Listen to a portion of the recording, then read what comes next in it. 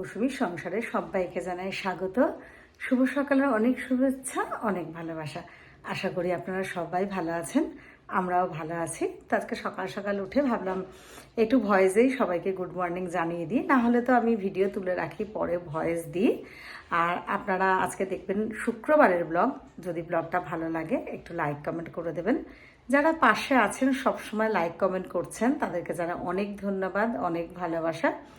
আর আজকে পরিবার যেটুকুনি হয়েছে আমার, আর যারা পোস্টগুলো দেখেন যেটুকুনি ভিউজ হয়, তার সবাইকে জানাই অনেক ধন্যবাদ, অনেক ভালোবাসা। এইভাবে পাশে থাকবেন। তো চলুন, আজকে এটা আপনারা দেখছেন শুক্রবারের ব্লগ, দেখতে থাকুন সারাদিন আমি কি করি। আমাদের ঘরের পেছন দিকে কাঞ্চন গাছ আছে, আর এদিকে এই যে সামনে যে জবা গাছগুলো, মিলি গাছ, টবে কিছু, মানে সব গাছগুলোকেই দেখানোর চেষ্টা করছি। দেখেছেন গাছগুলোর কি অবস্থা হয়েছে। এই যে কাঞ্চন গাছটা, মানে জলের জন্য সব হা হা করছে, একটু বৃষ্টি যে কবে আসবে।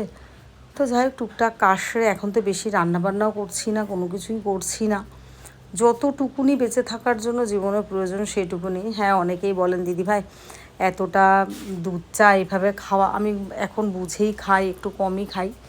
তো আমার জন্য একটু চা বানিয়ে নিলাম, আর ঋষির জন্য না একটু নান আর একটু তরকারি নিয়ে আসলাম। ছেলেটাও কদিন ধরে ঠিকমতো খাওয়া দাওয়া করছে না, আসলে এইসব খেতেই ভালোবাসে। ঘরেও কদিন রান্না করতে পারছি না ঠিকঠাক করে, তো মাঝে মাঝে তো সব কিছুই খেতে ইচ্ছা করে না। তো ভাবলাম ঠিক আছে চলো, আজকে একটু নান পুরি আর তরকারিই নিয়ে এসেছি। দুজনে একটু, আমি তো যেহেতু চা খেয়েছিলাম, দুটো খেয়েছে, ঋষিকেই দিয়েছি। তো খেয়ে তারপরে এই ঘরে একটুখানি বসেছি। ঋষি একটু একটা আঁকা আঁকছে, আর আমি বসে আছি। এই যে টেবিল ফ্যানটা বাইরের এদিকে মুখ করে দিই, তাহলে একটু হাওয়াটা আসে। আমার কালু সোনাও ওখানটা শুয়ে থাকে। তো এই ভাত বসেছি। ঋষি বললো কি, আগে আপনারা যারা ব্লগটা দেখেছেন আমি সোয়া রাইস যেটা বলেছি, তো ওটা শীতে কিন্তু প্রায়ই বানাতাম, খেতাম। কারণ ঋষি, আমি, আমার মেয়ে, আমরা সবাই কিন্তু ওটা খুব ভালো খাই। তো আজকে আবার হালকা করে, আজকে কিন্তু ঘিটা খুব কমই দিয়েছি। ওই সোয়াবিনটা সেদ্ধ করে অল্প একটু ঘি দিয়ে, তারপরে আবার সাদা তেলও দেওয়া যায়, এলাচগুলো দিয়ে, তারপর আরও যে মশলা থাকে যেটা বেটে রাখি বাড়িতে গুঁড়ো করে আর কি, ফ্রাইড রাইসের মশলা, এলাচ এরকম ভেজে গুঁড়ো করে, তো সেই মশলাটা অল্প একটু দিয়ে দিলাম। তারপরে ভালো করে সোয়াবিনটা বেশ টান টান করে ভাজলাম। আর চিনি আর লবণ, এটা কিন্তু মিষ্টি আর লবণটা ঠিকঠাক দিতে হবে, এমনিও খাবেন দেখবেন খুব স্বাদ হয়। তা ভাত তো যেরকম ঝরঝরা করে একটু ভাত করেছি, তাতে ঘি দিয়ে দিলাম। আর কোনো কিছুই না, সোয়াবিন আর এগুলো দিয়ে ভালো করে সুন্দর করে বেশ কিছুক্ষণ। হ্যাঁ, এটার মধ্যে কিন্তু একটু গোলাপ জল বা আরও একটু মশলা এসব দিলে হয়, কিন্তু আমি কিন্তু কিছু দিইনি।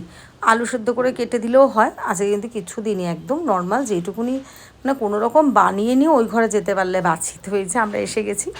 আর এখন আমরা একটু সিরিয়ালগুলো, ব্লগগুলো সবার দেখা, তাই ব্লুটুথটাও নিয়ে নিলাম। তো এবার আজকে না 6টা থেকে পড়া, আজকে শুক্রবার, তো ঋষির তো পড়া থাকে 7:30 থেকে। আজকে স্যার পরীক্ষা নেবেন, তো ওই জন্য একটু তাড়াতাড়ি যাচ্ছি আমরা। তো ও তো পড়তে গেছে, পরীক্ষা দিয়ে 8টার সময় এসেও গেছে, মাঝখানে অনেকটা টাইম চলে গেছে। রাতের খাবার রেডি করে নিচ্ছি, ভাত ডাল তো আছেই, আর একটু ম্যাগি এইভাবে বানিয়ে নিচ্ছি। ওই ডিমটা দিয়ে নিয়েছি, ওটা হালকা করে কমিয়ে সেদ্ধ করে নেবো, তারপরে নামিয়ে নেব। তো চলুন, আজকের ভিডিওটা এই পর্যন্তই। ভিডিওটা ভালো লাগলে একটা লাইক আর কমেন্ট করে দেবেন। সবাই ভালো থাকবেন, সুস্থ থাকবেন। আর গরমটা কেটে যাক, তারপরে চেষ্টা করবো আরও বেশি বেশি ব্লগ দেওয়ার, বেশি বেশি ভিডিও নেওয়ার। এখন যেহেতু মেয়েও আসছে না বেশি, বা কিছু বাড়ি থেকে বেরোচ্ছিও না সেরকম, যাও টুকটাক বেরোচ্ছে, আমি ভিডিও বা ক্যামেরা করতে পারছি না। তাই জন্যই এই যেটুকুনি যে দিচ্ছি তুলে ধরার চেষ্টা করছি। এটাই পাশে থাকবেন, দেখবেন। আপনারা না দেখলে তো আমি কিছুই না। শুভরাত্রি, সবাই ভালো থাকবেন।